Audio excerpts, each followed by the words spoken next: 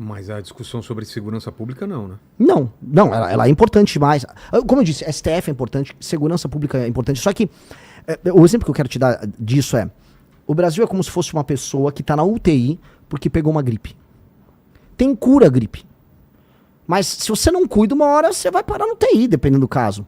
E nós estamos nessa. A gente tá com uma doença. Resolver a questão de segurança pública no Brasil não é tão difícil. É que a gente se esforça em deixar o crime organizado trabalhar. A gente se esforça em ter uma das piores leis em termos de combate a facções, leis de execução penal, progressão, saidinha. A gente se esforça. Há um esforço, vamos dizer, civilizacional de anos em tornar o Brasil um país ruim no enfrentamento ao crime. Mas é porque eles estão já dentro do sistema? Ou é uma visão que foi colocada na população? Não, é uma visão de Brasil. O Brasil ficou com muita culpa do período da ditadura militar, regime militar, chame o que quiser. O Brasil ficou com muita culpa. E essa culpa, por conta de violações de direitos humanos, fez com que a ideia de você avançar uma legislação penal dura para enfrentamento ao crime fosse sido colocado como uma coisa, não, estamos imaginando que estamos nos porões do DOPS. E aí o universo do direito no Brasil, as faculdades de direito e tal, começaram a produzir ideias que iam no sentido contrário, a ideia de abolicionismo penal. Aí ONGs ficaram hiperpoderosas, ONGs que recebem dinheiro da gringa, muita ONG recebe dinheiro americano. Inclusive, para ser claro, então pegaram lá nos Estados Unidos, né, todo o dinheiro que saía preciso até lembrar que o departamento que eles tinham, o SAD, que ia para ONGs, fundações nos Estados Unidos, e esse dinheiro era direcionado para ONGs brasileiras. E não só para financiamento de guerra racial, conflitos raciais, ONGs de direitos humanos que defendem direito penal mínimo. Então, isso tudo aconteceu. Por que é interessante, você acha? São várias razões. Eu acho que você enfraquece. Quando você faz com que um país invista em não se proteger do próprio crime, você está enfraquecendo esse outro país. E você divulga ideias das mais diversas. Aqui foi laboratório de guerra racial, aqui foi laboratório de todo tipo de ideia ruim. A guerra cultural que acontece no Brasil, ela foi patrocinada por dinheiro essencialmente americano. E, pelo amor de Deus, eu não sou anti-americano, eu não sou teórico de conspiração, eu só tô falando com números. Se você for pegar, tem um site que chama, acho que é Fundação Monte Castelo. Ele vai pegar ali o dinheiro do George Soros, que é um maior investidor nisso, fundação por fundação, dinheiro que vem pro Brasil. Isso é nítido. Essas ONGs defendem políticas de desencarceramento, dizem que se você tiver uma política mais dura para aumento de pena, você está sendo racista. E aí você formula todas as grandes políticas públicas de segurança no Brasil baseadas nisso. E aí, cara, acontece o que aconteceu. Você, até 10 anos atrás, se você falasse, eu vou aumentar a pena para bandido, fascista. Mas é engraçado porque tanto a China quanto os Estados Unidos são muito duros com crime. Pois é, mas... E o pessoal defende a China, e o pessoal defende os Estados Unidos, e os dois têm que falar que se não for duro com o crime, cara, a gente já tá numa situação muito complicada, né? Sim, mas, Vilela, você vai pegar, nos Estados Unidos, as leis penais, na maior parte dos casos, são feitas pelos estados, tá? Então você tem estados que absorveram essa visão de mundo e tiveram resultados desastrosos.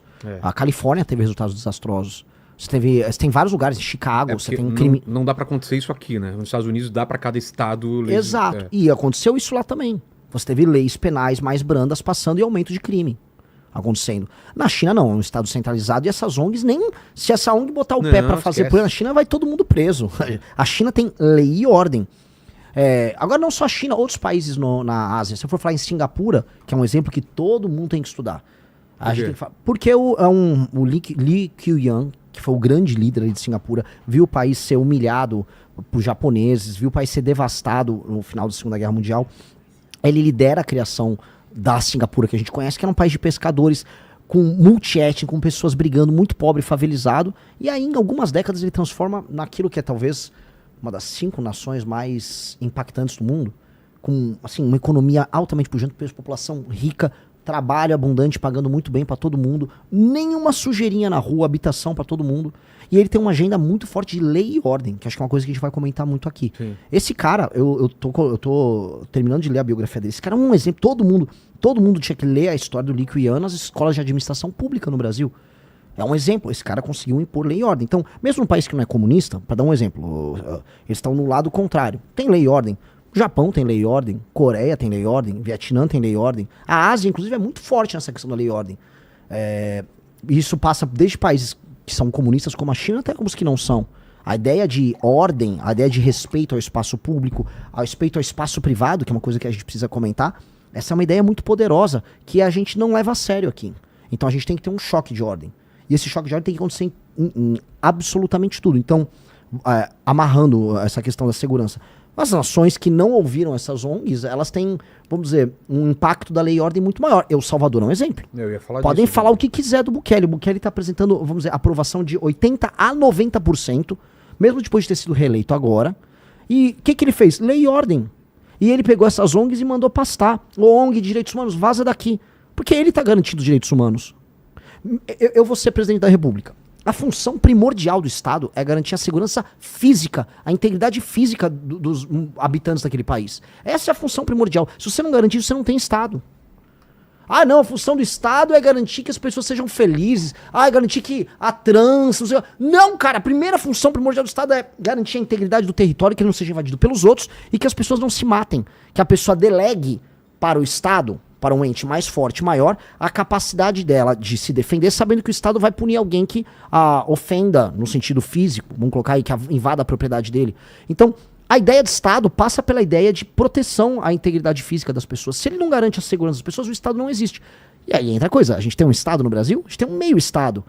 Dizem aí 23% a 25% dos brasileiros vivem sob o comando do crime organizado. E aí não é um Estado, é um Estado relativo. E esse Estado relativo é um Estado que precisa ser alterado. Você precisa de um choque de lei e ordem.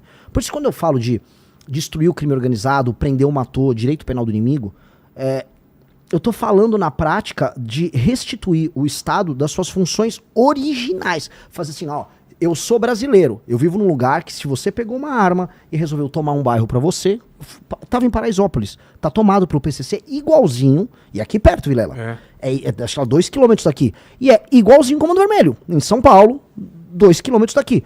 Um cara que sinta vontade pra pegar uma arma e fazer isso, ele tá avisando o Estado não existe, tanto que lá quem manda são eles. Se você tem um negócio, quem manda são eles. E eles precisam ser destruídos. Não existe muito diálogo. O que eu vou dialogar? Vou mandar um embaixador falar com o cara do PCC? Ou posso entrar aí com o serviço público? Não, cara, eu tenho que eliminar eles. Ou prender, de prisão perpétua pra esses caras, ou eles vão ser alvo de uma operação, se eles resistirem, eles vão morrer. Não tem muito meio termo. Que é isso que qualquer país sério faria. Eu dou um exemplo. Alguém nos Estados Unidos imaginaria que, sei lá, Nova York foi tomada por uma facção criminosa? O Brooklyn, vamos dizer, o lado de Nova York foi tomado. Isso é inimaginável. Inimaginável. Alguém imagina que, sei lá, Xangai foi tomada? Na China? Não, nenhuma nação séria. Agora a gente é obrigado a deixar, a gente tem que discutir se o cara da facção é um poeta, se há uma cultura oriunda do crime. Isso é papo de louco. Aí, cara, a Rede Globo tem culpa, a boa parte da cultura brasileira tem culpa. Ficou vendendo isso. Eu fui gravar hoje em Paraisópolis, aí me avisaram, sabia que teve uma novela em que a Bruna Marquezine namorava o dono da Boca? Ô, louco.